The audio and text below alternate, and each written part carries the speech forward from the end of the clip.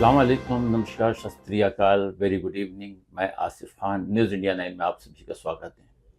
जैसा कि हम अपने शो में दिखाते हैं कि हर नेक्स्ट शो में एक नई शख्सियत हमारे सामने आती है और हम उनसे आपको रूबरू करवाते हैं। इस वक्त मेरे साथ मौजूद हैं डॉक्टर शाकिब दानिश साहब।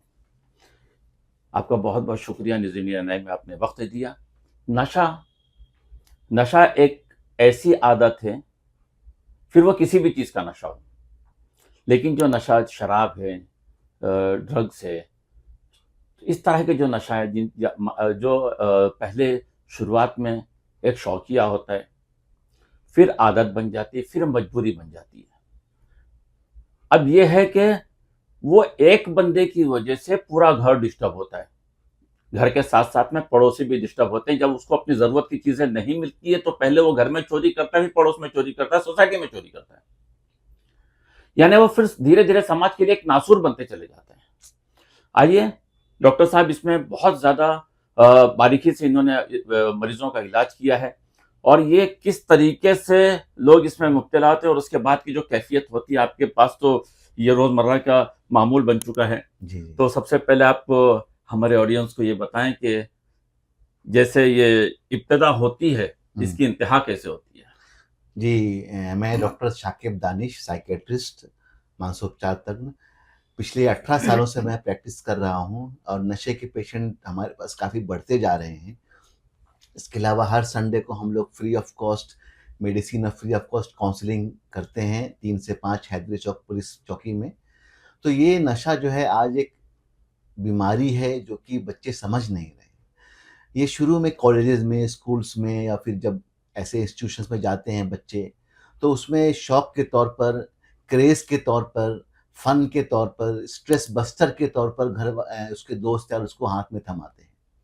शुरू का एक कश, एक दम या एक पेग उसकी ज़िंदगी कैसे बर्बाद करती है, वो हम बताएँगे कि शुरू में उसको एहसास नहीं होता है कि ये जो एक कश या एक दम या एक पेग मैं ले रहा हूँ, एक घूँट ले रहा हूँ, वो मेरे लिए कितना जानलेवा हो सकता है। दोस्त यार उसको ऐसा देते हैं कि ये तुम्हारी ज़िंदगी की मज़ा है, इससे तुम्हारा सारा टेंशन दूर हो जाएगा, सब गम जो है धुएँ में उड़ जाएगा, ऐसा बताते हैं। लेकिन वो धीरे-धीरे उसकी आदत, उसकी ज़रूरत, फिर उसकी मजबूरी और फिर उसकी उसकी उसकी जो है जिंदगी बन ज़िंदगी जाती बन जाती है।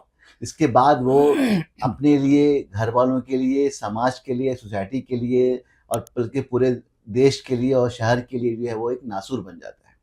अभी पहले ज़माना था कि ऐसे चौल के बच्चे या फिर कम पढ़े लिखे बच्चे इसमें आते थे। लेकिन अभी धीरे-धीरे देखा जा रहा है कि अच्छे तालीम याफ़्ता घराने के, अच्छे महज़्ज़ब घराने के और तालीम याफ़्ता घराने के भी बच्चे जो है वो नशे के लत में चपेट में आ रहे हैं। माँ-बाप आके रोते हैं कि कुछ तो करो मेरे बच्चे को अपने इस जाल से, इस दलदल से बचा लो। लेकिन हमको इसके लिए जो है पूरे सोसाइटी को एक्शन लेना पड़ेगा। इसको बचाना भी है और इससे दूर भी रखना है हमको। तो इसके लिए बचाने के लिए सबसे पहले तो हमको स्कूलों में, कॉलेजेस में ये बेदारी करनी है कि ये चीज़ कितनी नुकसानदेह है। जो तुम एक नशा जो एक कश या एक दम ले रहे हो, आगे जाके कितना बड़ा दलदल है। और जो बच्चे इसमें फँस गए हैं, जो इसमें मुतलव्विस हो गए, उनको प्राइवेटली हमको उनको काउंसलिंग, उनको ट्रीटमेंट देना है। शुरू में हम बहुत हद तक 90% कामयाब हो जाते हैं, जिसमें कि हम इससे उनको दूर कर सकते हैं।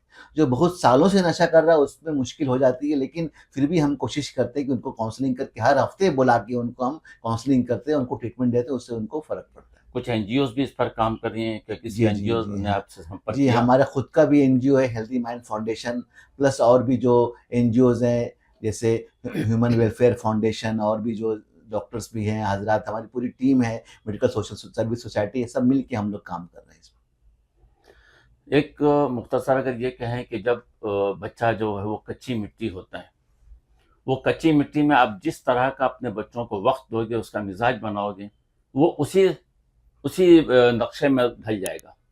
लेकिन अगर आप शुरू में लापरवाही बरतोगे और वो जब वो कच्ची मिट्टी पक्की बन जाएगी, तो फिर वो कोई शक्ल अख्तियार नहीं कर सकती, यानी वो आपकी रेंज से दूर होते चले जाएगी। और हमें अपने बच्चों को वक्त देना होगा, समझना होगा कि देर से आ रहा है, क्यों आ रहा है, उसकी क्या एक्टिविटी है, उसके मोबाइल की क्या एक्टिविटी है। तब जाकर के हम अपने बच्चों की बुरी आदतों पर अंकुश लगा पाएंगे।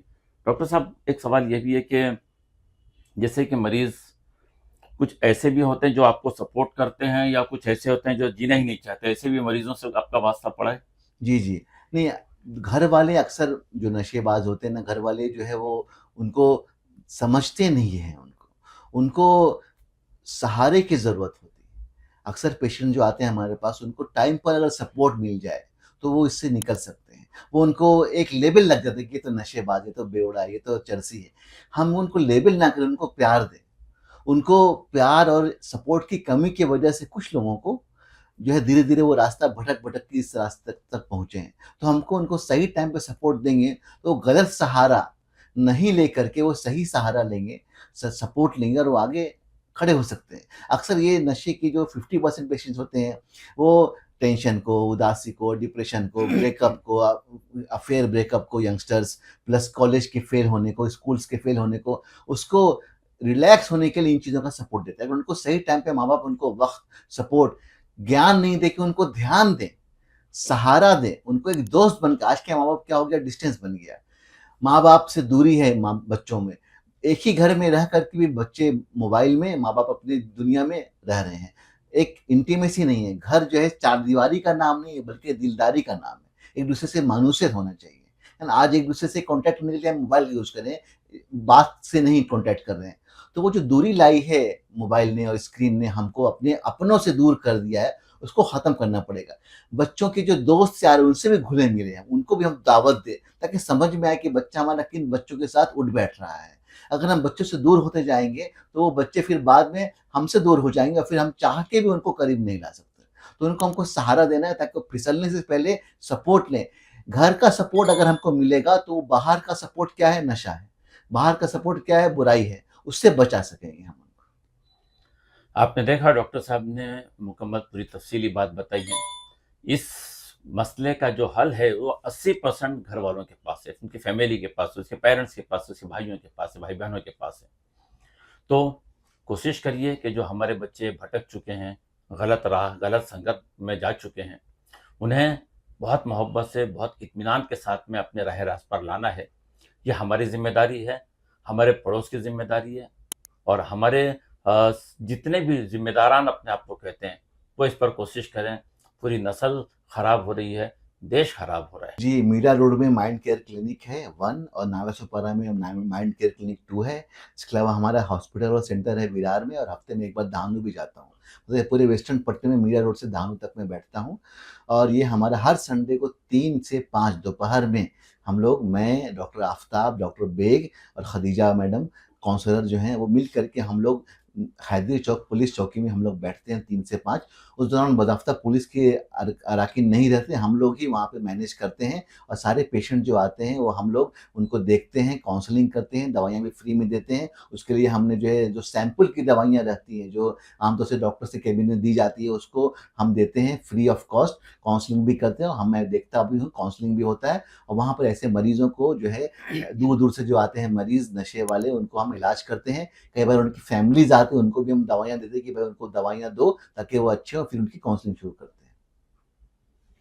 आपने देखा कितनी कोशिशें चल रही है इस नशे के दलदल से लोगों को निकालने के लिए, अपनी नस्लें बचाने के लिए, अपने भारत की नस्लें बचाने के लिए।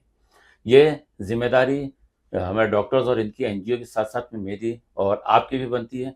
तो कोशिश करिए और नज़र रखिए कि आपके अतराफ में, आपके सराउंडिंग में कोई बच्चे अगर ऐसे नशे की हालत में मुब्तला हैं, तो आप हमारे चैनल पे नंबर है, आप हमसे राब्ता कायम करिए। हम आपकी पूरी सहायता करेंगे, एक हल की खिदमत के तौर पर।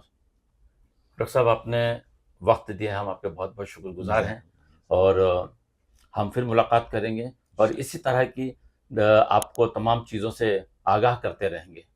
हम अपने प्रोग्राम को यहीं ख़त्म करते हैं। कैमरामैन कलीम बेग के साथ आसिफ़ खान को इजाज़त दीजिए। जय हिंद।